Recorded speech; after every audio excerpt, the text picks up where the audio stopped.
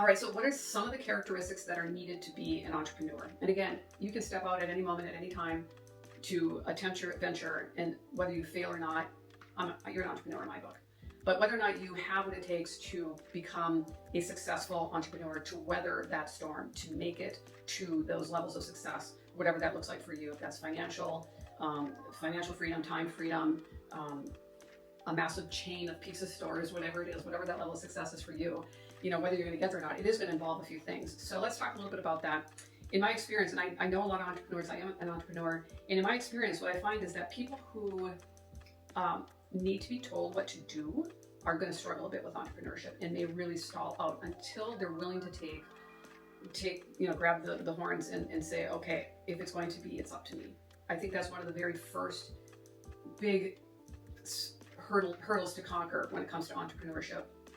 I remember when we were early in our journey, I was working with a group of entrepreneurs, and some more successful than others, and there were some people who were failing at it. And what they did is they began to point the finger at everybody else and everything else. The reason I'm not successful is because this, that, and the other thing.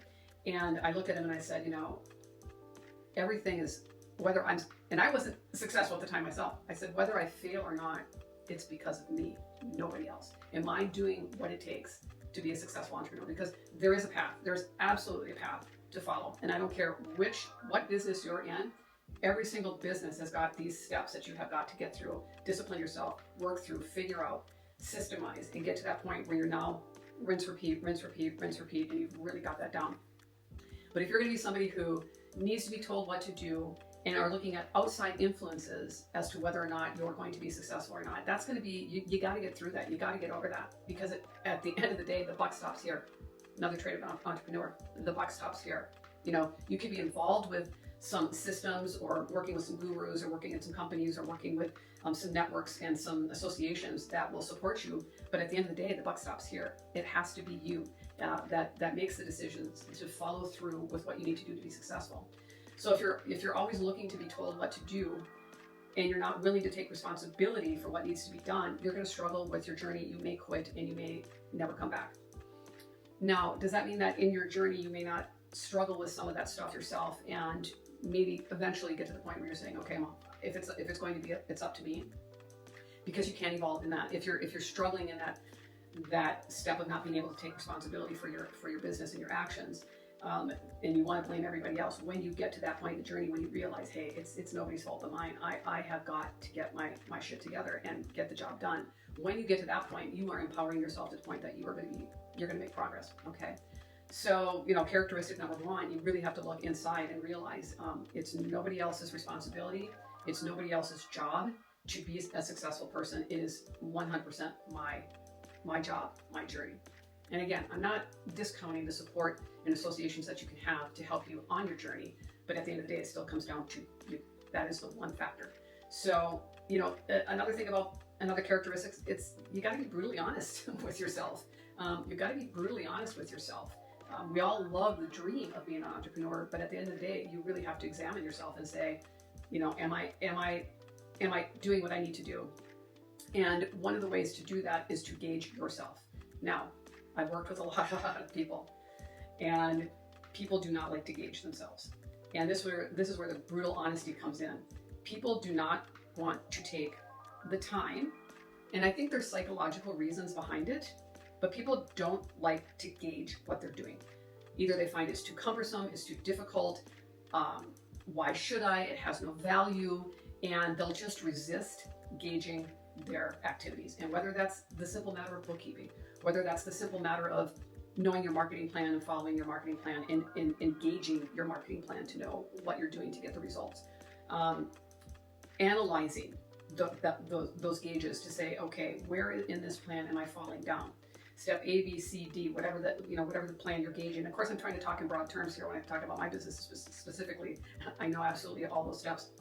But when you look at them, you can look at your gauge and you can say, okay, I'm strong here, weak here, strong here, weak here. And you can look and you can see by analyzing your numbers where you need to improve and why the bottleneck is happening. You will never know that if you're flying blind. You will never know that if you're going by the seat of your pants. You will sit there and scratch your head and try to figure out how to fix it.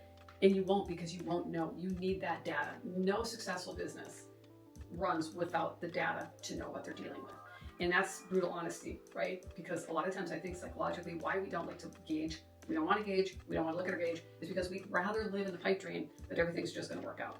And you might be one of those lucky few that everything just works out. But really, along the journey, you're going to have to figure out what's working and what's not. And in order to do that, you have to gauge. I do not know how to help a person who cannot show me gauges and show me their data so I can help figure it out with them. So yeah, you have to be brutally honest. Number 3, you have to be somebody who's really willing to deal with the emotions, especially in the beginning. There's going to be more down days and days where you question yourself and your sanity than there are going to be up days. There are going to be days when somebody outside of you is going to challenge you, question you, mock you, taunt you, and drive you mad. You're going to have customers, you're going to have competitors, you're going to have people who are going to come after you, and it's going to be painful. You're going to have the emotional discourse of not meeting your targets that you thought you would. You're going to have things outside yourself that you can't control that are going to happen to you. And all these things will wreak havoc on your emotions. Now, I'm a woman, and I'm more of an emotional creature probably than most men are. Maybe not, I don't know. But I'm telling you, it's handling the emotional roller coaster has been one of my biggest challenges. And so it is really important to have a support circle around you that can help you get through that. But yeah, if you have a bad day and somebody says something nasty to you, are you going to throw in the towel? Or on the flip side, if you crush it, are you going to be one of those arrogant assholes that thinks you know it all and ends up turning everybody away because now you're just the it guy that nobody wants to be around? So there's all kinds of ups and downs. There's all kinds of emotions, but I think the emotional card is a big one, and so there are definitely ways to combat that, but that's a biggie. Financial expectations. Let's talk about that for a minute. Financial freedom is going to come with a price. Sometimes you're going to have to invest money. A lot of times you're going to have to invest money. You're definitely going to have to invest time that you don't get paid for, and you may have to invest a tremendously long journey before you become solvent and get paid back. Okay, so financial opportunity is there as an entrepreneur, but is the sky the limit where you're going to be, get rich quick? You're going to flip on YouTube and you're going to have instant brand deals and make it? Are you going to make a few sales and be at the top of your game? That's not the way it goes. It's usually, for most people, it's a long haul. And for some people, especially if it's a business where you have to invest money, seeing your business numbers in the red can be extremely challenging. Yes, there are times to throw in the towel, but maybe not. And you have to be able to understand that I may have to invest in my business. It may take time before I'm solvent. It may take time before I'm in a decent profit. And it may take a lot of time, if ever, to be wealthy. But there are opportunities for wealth out there for sure. So these are just a few of the characteristics of an entrepreneur, whether you have it or not. And we're going to talk about more things in a business journey. So I'm happy to share all these things. I have so much to share with you. So please subscribe, hit the bell notification. There will be a series of these videos, and I'm going to be coming out with them all the time. So if you like this video, please comment. I'd love to hear your experiences below. And we'll see you on the next one.